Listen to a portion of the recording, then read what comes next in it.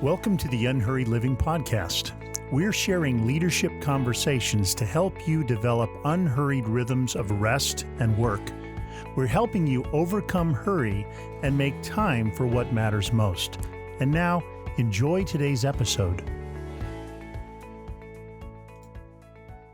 Hey friends, welcome to episode 250 of the podcast. My name's Alan, and I'm so glad you've joined me here. I'm hopeful that our time together will help you rediscover an unhurried way of life and leadership.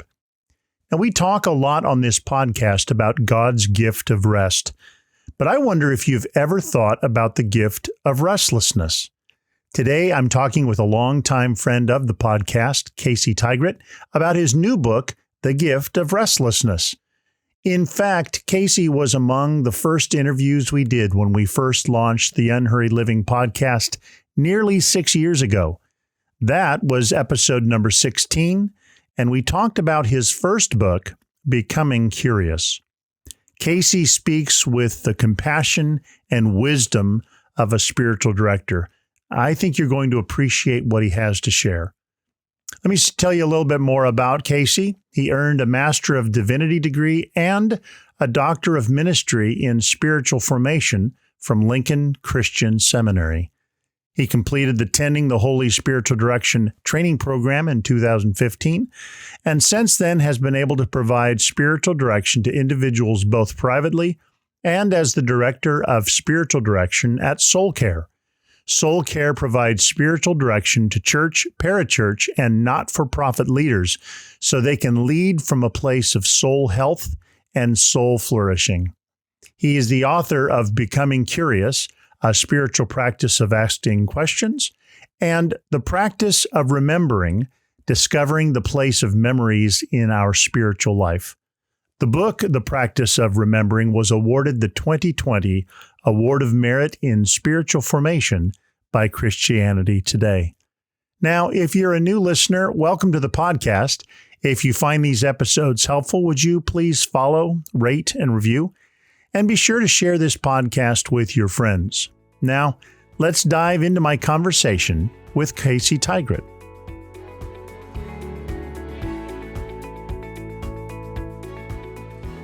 On today's Unhurried Living podcast, I'm pleased to have my friend Casey Tygrett, author of The Gift of Restlessness. Casey, thanks so much for joining me for this conversation. It is always a pleasure. Always a pleasure, Alan. And for me, very much so.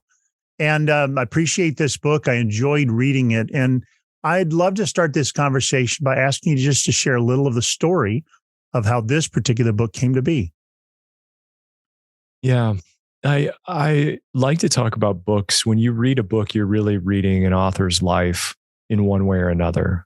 We're bringing together these pieces from times and experiences. And this book, probably more so than any of the other things that I've written, was very much out of a lot of personal experience.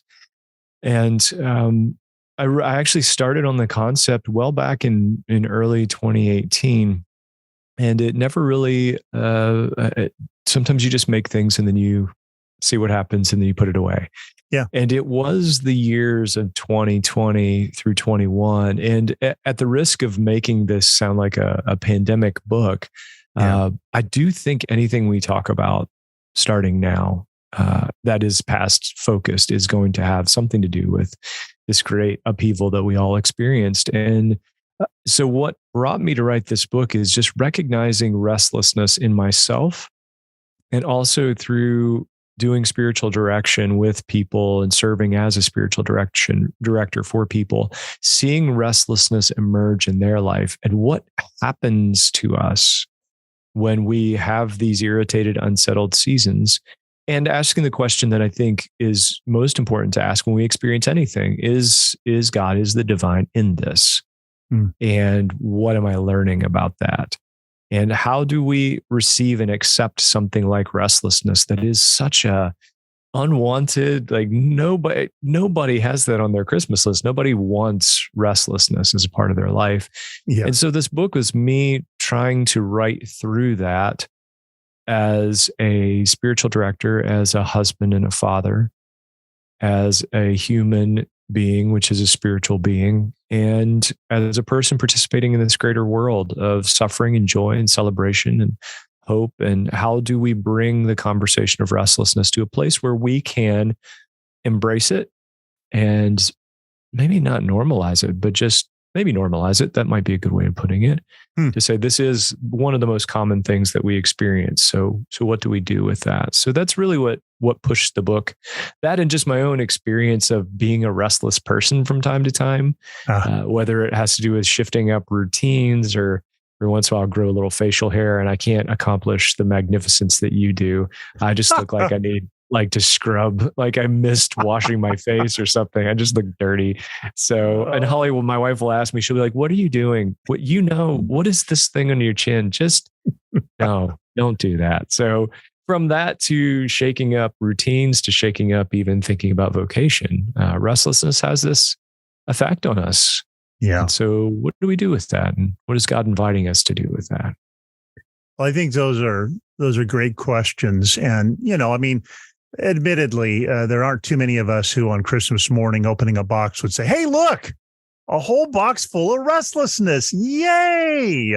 So happy. So excited. So, we probably hear the gift of restlessness as sort of an oxymoron sort of thing. But I'm hearing you, and I wonder if you could think out loud a little more where we would maybe tend to see it as liability. You're suggesting it could very well be a gift for us.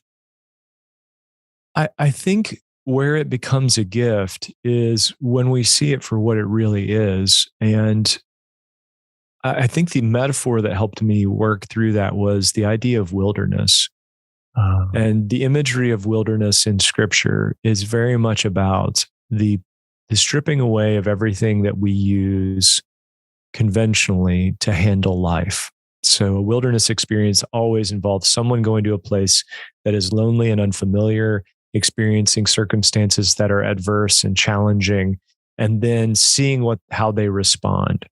So I had back in 2021, early days of January, I had a trip to the eye doctor where I found out I had some tears in my retina. And anyone who's had that experience, 25 minutes before that happened, everything was fine. And then after it, there was this new discussion, and there was a next appointment, and there was a procedure. And so I had to wait on those next things, but I couldn't go back to the 25 minutes before that visit when everything was fine. So everything from the moment when we say something, where we say what we're thinking before we think about what we're saying, and now that word is out, and now there's this space between, I can't go back and unsay that, but I have no idea what's going to come of it. I think those are the places we tend to see it. And what happens in the middle is that our fight flight response kicks in. So we're like, well, I'm just going to power through this. And so I'm going to do whatever it takes to just pummel through this moment. Or sometimes it's our flee response and we try to ignore it or self-medicate around it or pretend it isn't as bad as it is. Yeah. Or we just flop, and say, I just give into this and let it do to me whatever it's going to do. And I see this radically different path from Jesus in the story of the temptations in the wilderness, where he shows the way forward as just abiding in that space between. Yeah. Of course you can't go back. And we're still in the wilderness. We're just going to stay here, and we're going to let this teach us and shape us, make us into the people we were meant to be. And that's where, for me, the passion around spiritual formation runs headlong into restlessness, because it's a natural place we go that becomes a transformational place that determines where we're going, where we're moving in the future. So those are some of the places where they come out. Everything from relationships to, I see this in spiritual direction with people who are moving from one spiritual stage to another. Yeah. They would like to go back to the simplicity of God being very certain and these things being unassailable, but they can't go back to that. They have no idea what forward looks like. And actually forward kind of terrifies you. Can I live? Can I do something other than what I've known maybe my entire life to be a way of faith? And so that's some of the places where that restlessness tends to show up for us. Yeah. Well, as I'm listening to you, it makes me think, of course, we're being invited to change, this being transformed over time. by the Spirit, through our contemplative communion with God. But change, almost by definition, means restlessness. We have to leave a place that's felt like home. We have to be a little like Abraham, leaving Ur and maybe not having any idea where God would be leading us. We just know we're leaving the place we liked. Yes. And hence restlessness. But that's very much a part of the transforming journey. And that's why I think it's wired into everything also that we enjoy about being human and being humans interacting with God and being created in the image of God, is that even our hero stories are built around the concept of restlessness. Something shifts and a person is put in a spot where they cannot go back to the way things used to be. Luke cannot go back to the time when his aunt and uncle were still alive. He has to move on in the care of Obi-Wan and learn the ways of the Force. All the stories that we really love, they all are at the heart, stories about heroes who emerge from restlessness. Now, that's where the unreality begins, because then we expect, well, we're going to come out of this and be superheroes, superstars. And the reality is probably a little more common, and we're going to be different. We're going to be a bit stronger. But this process is also going to repeat itself. We're going to come back to these restless seasons. So it's not like a linear, and then one day you're finished. It's more like that nautilus shell where you continue to go around the spiral deeper and deeper in to life with God, self, and others. Yeah, that's good. Well, there were a number of points at which I underlined something that I found really helpful. And there was one point you said deconstruction. You were talking about that. And you said that it's the search for what is real about faith, what is generative, what gives hope, what draws us out from the darkness and into the light. And of course, a lot of people are talking about this experience of deconstruction these days. Can you say a little more about this common form of contemporary restlessness among us? It is so hard. Not the least reason that word has gotten so many barnacles that have accumulated on that word as we've gone. Yeah. But if we just talked about it in terms of just the bare experience, usually what has happened is there has been a very good and very strong and very solid life of faith and a community and an experience of God and even energies and gifts that have been put to serving that has surrounded a person and that has given their life meaning, and it's given them depth. It's given them a connection to God and to self and to others. And what has happened is something has, much like in The Wizard of Oz, something has pulled back the curtain. And what it said is not, this is false, but it said there is more. Mm-hmm. And pointing to not giving up the faith, but giving up a kind of faith. Yeah. And being called to move on to that. If all you ever know is this one space, and then suddenly someone's like, but there's this other path, and feel this sense of invitation towards. So I think a lot of deconstruction, it's such a violent sounding word. All it really is being attuned to the fact that maybe this isn't all there is to life with God. Now, the one thing I do think is that usually I find that most spiritual changes, spiritual stage changes or transformation changes usually are catalyzed by some moment of pain. Mm-hmm. So there's some sort of, either it's self-inflicted on self by a choice, or it comes from the outside, or it's just that irritation of being restless with where we are. But that pain can also be the thing that opens up, like, this cannot be what it seems. This cannot be all, because maybe they've experienced a leader who has abused them, mm-hmm. or maybe they've experienced a theology that they've found to be toxic. And I can't live within this anymore. And so what they start looking for, okay, so what is reality? And what happens, you become stuck between, this is the thing I always loved and lived. Mm-hmm. And now I don't feel like I can stay there, but I'm trying to figure out what's real. And what's real might be some pieces of what I had, Yeah. but also a new way of expressing them and a new way of living them out. So I think that's the part of bringing some of those things to light and saying it isn't always rejecting everything. Right. Sometimes it's taking some of the things and then moving into a new place with them and say, how do I live this out in a new way, in a different stage of my life? Yeah, I always think, if you want to stay with the construction, deconstruction metaphor, right? If you're remodeling your house, you probably won't put, multiple sticks of dynamite at the center of it and just blow it up. You might be a little more thoughtful about, this part of the house we've had so far just doesn't fit us anymore. Yeah. And this could be better. We could design something that holds our family as it is now. I think how we have framed the faith or how others have framed it for us may have been a perfect container for our life with God at some point. And then we may just find that it's not providing the home for my faith that it once did. I haven't necessarily lost faith, may have lost beliefs or structures or frameworks. And that's not the same thing as losing faith. Now, sometimes those dynamite jobs are necessary. And usually what has happened there is that there have been multiple attempts to rebuild and the foundation. So I'm thinking specifically of people who have been raised in environments of religious trauma. So where by nature, the community that they're a part of is unhealthy. It isn't necessarily the practice. It isn't necessarily their local expression of it, but as a whole, that particular tradition is unhealthy to them by the way it structures life and teaches about God. And I think in those settings, or if they've experienced a significant physical, personal, spiritual, emotional experience of abuse, I think sometimes those dynamite jobs are necessary.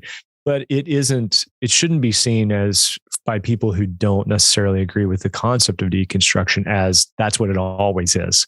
Sure. More often than not, it is like you're talking about, let's remodel this part of the house, or let's use the superstructure and the footprint to say, what is God building now? And to see God building and see transformation in the midst of that deconstruction, rather than as opposed to it or separate from it, or that going against what God is actually doing in the life of the person. Yeah, I appreciate that. Well, one of the things I found intriguing about, the framework of your book and of the chapters is that really you use the lines of the Lord's Prayer as a way of framing the main sort of chapters of this book. So how did that come to be? And maybe talk about the Lord's Prayer as it relates to our experience of restlessness.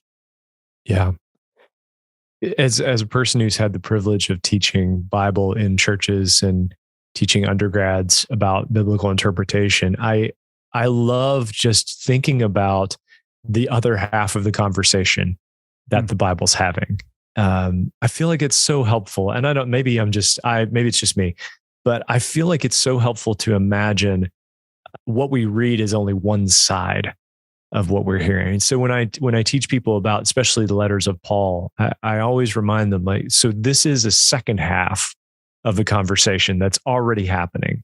So you're kind of jumping into the movie halfway through. So there's some gaps that you may have to fill in. And you see that when he says, now about the matters you wrote to me. Like, oh, what were those matters? That's really interesting. Yeah.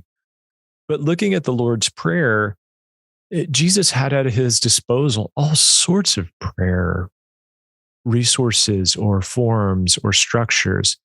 And when they said, how should we pray? And he said, this is how you should pray. And he chose specifically these pieces. What I noticed in each one of those pieces was, if you were to look at the other half of the conversation, so prayer is usually a response to something we're experiencing. So what is it that a person would experience that would make them say, give us this day our daily bread? Well, probably the lack of daily bread, or just the feeling like, is there going to be enough? Is there going to be enough for me?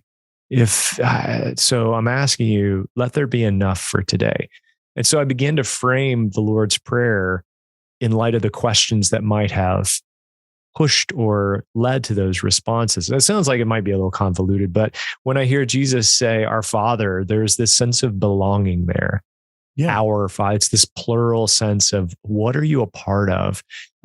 Let your kingdom come. Is there a purpose that we're here for? Forgiveness. Can things be mended? Deliver us. Can I be rescued? Protection. Can I be kept safe from myself sometimes and from others?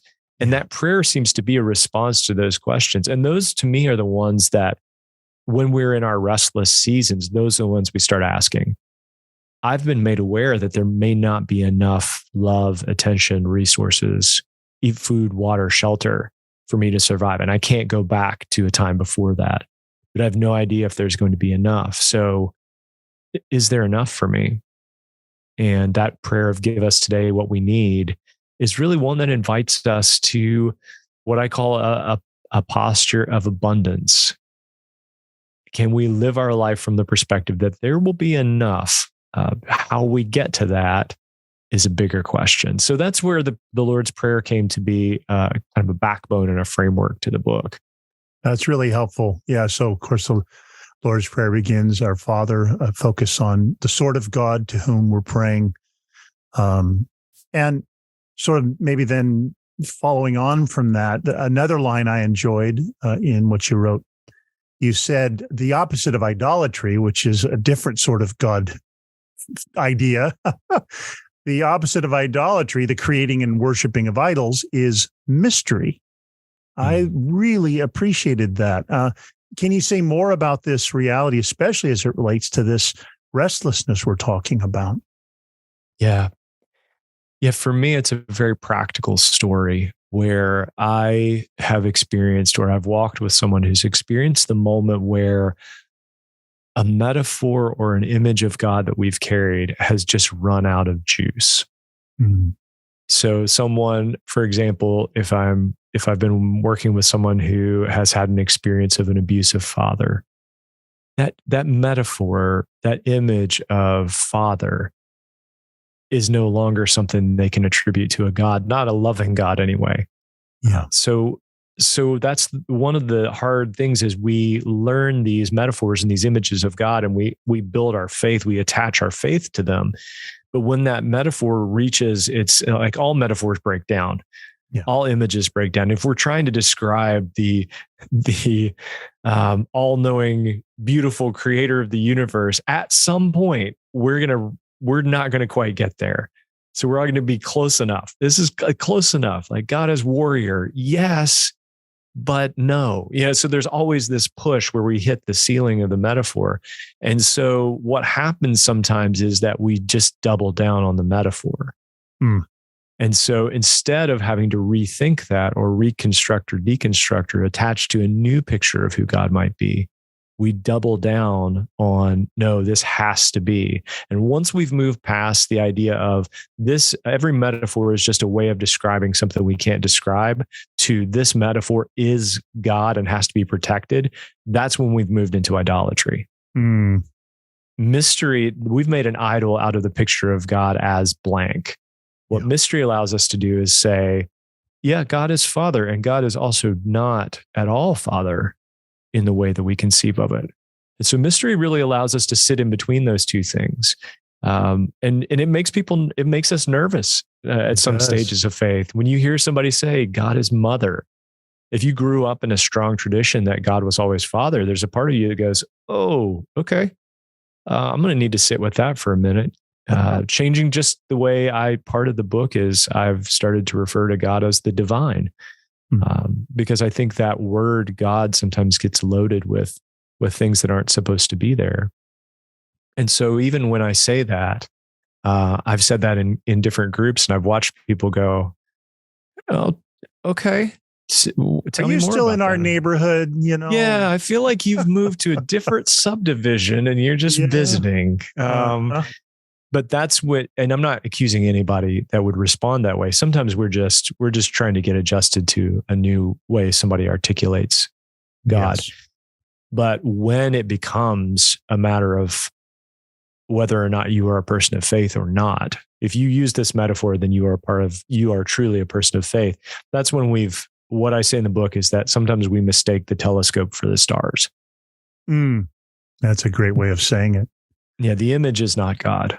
It's just our way of describing something and relating to something that we can't fully describe or fully relate to. So, well, one of my mentors used to often say that God is always bigger than our images of God or our experience of God, and that's hard. That's one way, I think, of talking about this element of mystery. God will always be beyond my capacity to contain him. That's by definition how this relationship works.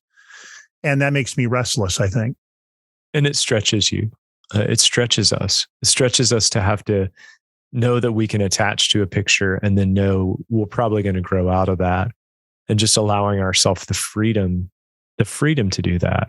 And also knowing that our image of God is, A.W. Tozer said this a long time ago, and it's not an endorsement of everything Tozer said, but for me, that this phrase, the image of God, what we think of when we think of God is the most important thing about us. There are ways in which that can wreck your entire day decision-making. I mean, you can get into that phrase and go, oh my gosh, what is the first thing I think of when I think of God? Because more than likely, that's a sign of the kind of person that I am or that I'm becoming. So connecting with that image of God is very important, as much as disconnecting from it and connecting to another one. Well, so sort of moving to another arena, of course, we talk a lot here, Unhurried Living, about rest. Work and rest is the subtitle of one of my books, Jesus, Rhythm of.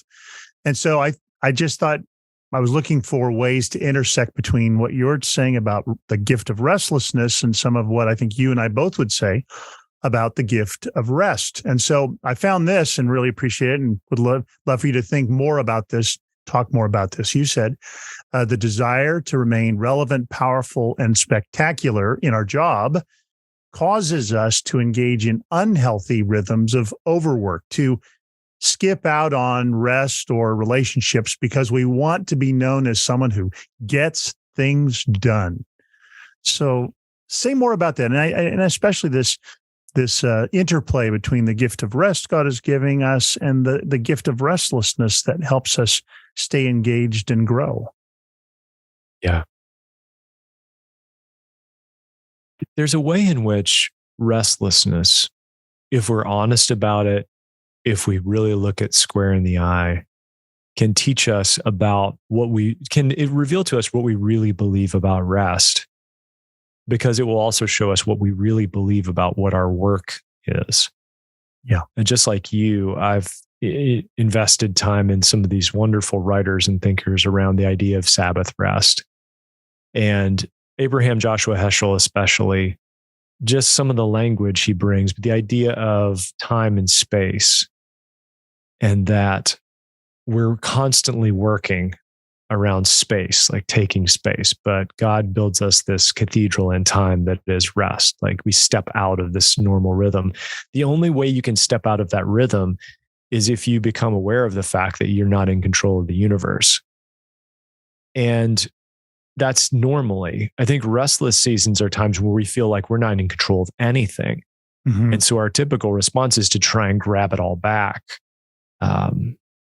And whereas Jesus responds to that language of relevant, spectacular, and powerful is borrowed from Henry Nouwen's book, In the Name of Jesus, which is tremendous. We should probably just talk about that for the rest of the time. That's a pretty good book. So good. You and I both would aspire to write a book like that, right? What he does in like 100 pages is so powerful. That's true. But naming those responses, and when we're restless, we either respond by trying to be the most powerful or the flashiest or the one with all the answers. And what we're really doing in that moment is trying to stave off the restless feeling. Like we can control this moment. We can get out of this present tense moment. And so we put all of our energy into that, when I think rest is really about how do we just stay here? Yeah. Because there's an idealized notion about rest that when you're resting, you're not going to be troubled by your life. Right. And I don't find that to be true. In fact, what I find to be true is that you are, and you decide, you just make this intention to say, I will I will deal with that when I'm back in the space to deal with that. And so you watch Jesus have this moment of incredible blessing, be called the beloved in whom God is well pleased. And then he's immediately led to this place where everything is stripped away and all of the fight or flight lizard brain stuff kicks in. And his response to it is, yeah, this is not time. This is not the time for that. And this is not what this is about. You know, the temptations are always answered with this is not what you say it is. Yeah. I am not in need of power. I am not in need of sustenance. I am not in need of fame, but I can rest in the midst of this. And I think that the other thing that's helped me a lot with that was, I don't know where I heard this story and I'd love to footnote it well, but the poet David White, who was his spiritual director, was a monk named David Steindl Rast. He came to him and said, I'm experiencing burnout. What do I do about this? How do I get rest? And Brother Rast said, the opposite of burnout is not rest, but it's wholeheartedness. And I think restlessness, if we learn from it, will teach us, how do I bring my whole self and just remain in this space in between and learn what it has for me? How do I rest in the middle of this?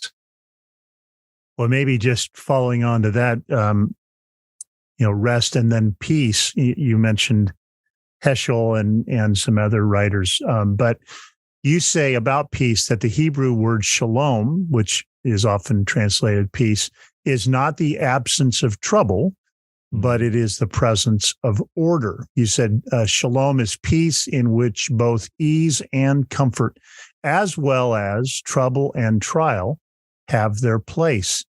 So I'd love for you to say some more about that, the interplay between shalom and the gift of restlessness. Yeah.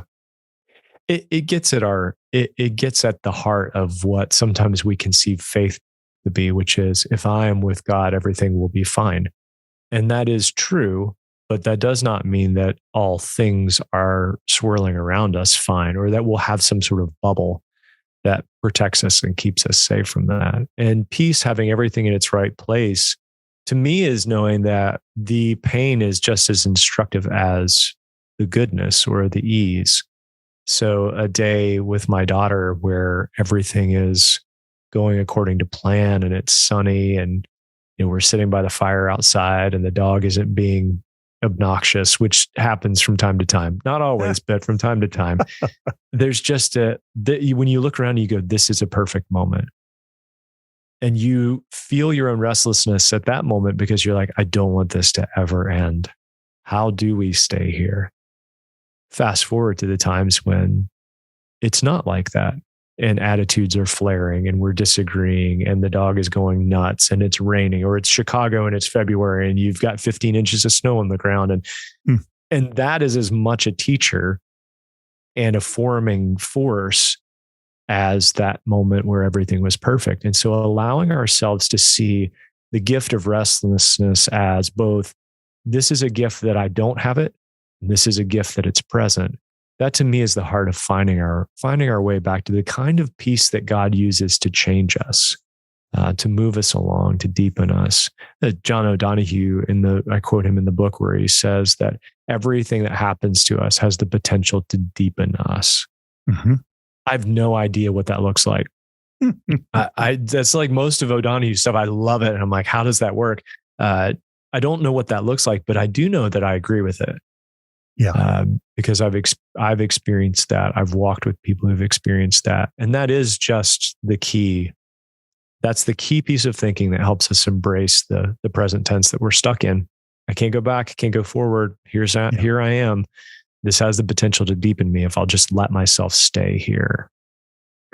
I've sometimes wondered, as I'm listening to you, I've sometimes wondered if part of what circumstantial restlessness is about is teaching us that our home is not in this transitory place we find ourselves chapter by chapter, place by place, but that our home is somehow, to use the language of abiding that Jesus does, our home is in a person with whom we're journeying through all kinds of places and all kinds of situations, plenty and want, but that our home is not where we think it is a lot of times.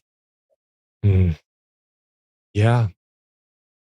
And again, that's so beautiful. And I would love to live there and find that. And that I think is part of, in the book, I talk about belonging and two different kinds of belonging, that there's an uppercase belonging that never changes. And then there's a lowercase belonging that sort of molds itself to our different stages of life. We belong to a stage of parenting or a stage of work, whatever.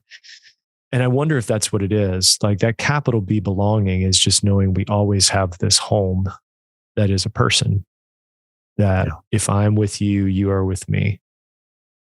And that never changes. Gosh, that's powerful. That is really powerful. It's something beautiful. I just think it's something beautiful to which Jesus invites us.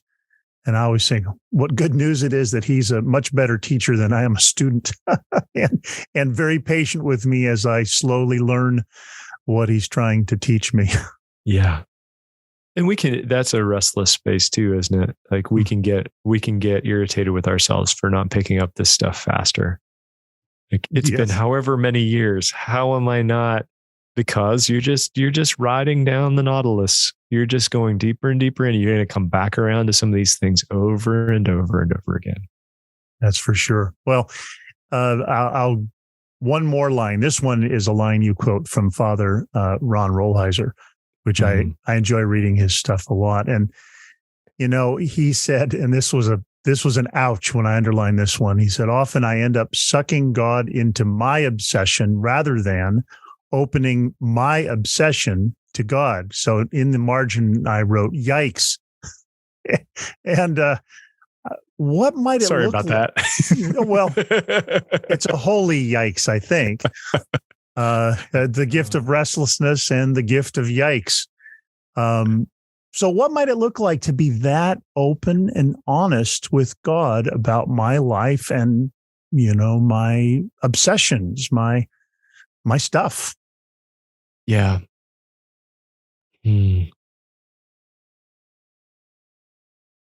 My mind, and maybe this is because it's the space where I live, and I hope this doesn't sound like a commercial, but my thought is these are the kind of moments when we start seeking out spiritual directors. Yeah, I think so. Is when when we have gotten past the point of, I can't just try to find a way in the quiet of the morning in my chair to express this to God. I need to run this through another channel and have someone else hear the elements of my life and reflect them back to me. And that's always the thing that for me has been powerful about seeing a director or being a director, is the way that our inner experience and outer experience of God gets reflected back to us. And when it comes back to us, we go, oh. And it's just the settled moment of going, oh, that's more, less, different, other than what I thought it was. Now I've been able to build it or shape it into something that I feel like if I offer this to God, I can say, okay, what I said yesterday, Spirit, that was true. This is what this is closer. This is what it really looks like. So I think letting someone else in to those deeper parts of us is one of the ways that we invite God into that space. I think the other is just simply giving ourselves the permission, and this can be a director thing too, giving us the permission to know that that's part of it. And not trying to excuse or run away from or minimize or even numb and medicate that feeling. But no one wants, so here's an asterisk I should have said earlier. No one wants to suffer, and I don't want anyone to suffer. Yeah. But part of the human journey, which is the spiritual journey, part of that is running into these moments of suffering to various degrees. So whether we want it or not, it does come. What we do with it then is how we invite God into it. If we say, God, I realize this is just part of me being here, being me, being with these people, this other person, and just embracing it, which is so difficult. And we do it to varying degrees of success. I remember talking to a person who was just struggling with the same pain and the same hurt from their past for years. And I asked them, I said, do you have things in your house that you've hung on the wall when you moved in and you don't even remember it's there anymore? There's a picture in the kitchen or whatever, and it's been there for so long. Somebody comes over, they're like, hey, I like that picture. And you're like, oh, I forgot it was there. Mm-hmm. I said, what would happen if you took this pain and you just hung it on the wall right in line of sight, took it out of the shadows, out of the avoidance, out of all of that, and you just hung it there? And yeah, for a while, it's going to smell and it's going to draw your attention and you're going to hate it. But over time, it's just going to become a part. It's just going to become a part of that space. And they experience that not because of me, but because of how God works through that kind of thing. They experience that as a profound step of healing. Mm. And I think that's one way that we don't suck God into ours, but we just bring it and say, I'm just going to make this a part. This is a part of me. And you want me and you love me unconditionally. So this is what comes with it. And I trust that won't change anything. Yeah, that's really beautiful. Well, as we close our conversation, I wonder if I could ask you sort of put on your hat of spiritual director or put on your hat as pastor, whichever hat feels like the best one to wear now. But maybe just close our conversation with a word of encouragement to our listeners, especially kind of rooted in the hopeful message of your book. Yeah. Well, my encouragement is that whoever is reading this may find some permission to explore their restlessness, to know that it is part of it, and the permission to see it. Mark's account of Jesus' temptation in the wilderness says that he was between the wild beasts and the angels. And I just find that so comforting for some reason, that Jesus was content to stay in between the things that could turn and destroy him and the things that would give him life. And so I just pray that whoever reads this would be able to sit in the middle of that and to know that they belong, that there's enough, they can be mended and protected and rescued, and that they have this greater purpose, even when they feel like they want to jump out of their skin because they can't go back, but they have no idea and may even be terrified of what the future looks like. So if that's where a person is who's listening, I hope you find a home in this writing and in some of the stories that I get to tell. Yeah. Well, thank you. That's a good way to close our chat. And again, my guest today has been Casey Tygrett, and we've been talking about his book, The Gift of Restlessness. I hope you'll go and get yourself a copy and benefit from what God's given him there. And Casey, it's just been a great pleasure to talk with you today. Like always, I enjoy being with you, my friend. Thanks. I hope you enjoyed our conversation as much as I did. In the next few episodes, I'll be talking with authors David Zahler, Tyler Staton, and Jeff Crosby. I'll also be sharing an episode on the process of working with God.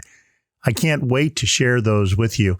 Now, if you'd like to receive more help from Unhurried Living, I invite you to join our Unhurried Daily email list. For 40 days, we'll send you a brief daily email that offers personal reflections from life and Scripture to help you take the next step in following Jesus' unhurried way. You can sign up on our website at unhurriedliving.com. We're honored to encourage thousands of leaders just like you. Thanks for listening. You've been listening to the Unhurried Living podcast. Join us next time to learn more about following the genius of Jesus' unhurried way of life and leadership.